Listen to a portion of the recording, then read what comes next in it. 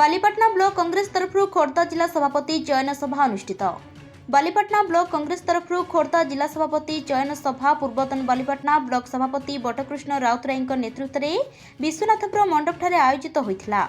एथिरे खोर्धा जिलार पर्यवेक्षक विमल साहा, कोऑर्डिनेटर राजीव पट्टनायक, विश्वरंजन पंडा, पूर्वतन जिला सभापति जानकी बल्लभ पट्टनायक, जोगी बाहुबलेन्द्र, मिलन पट्टनायक, जयश्री पट्टनायक, रसिक पट्टनायक, दिलीप स्वाई, उमाकांत साहानी, पुनिल महापात्र, रमाकांत साहानी, शैलेन्द्र दास, ओडिशा छात्र उपसभापति संदीप राउतराय, जयदेव निर्वाचन छात्र सभापति सौम्य राय आदि उपस्थित थे।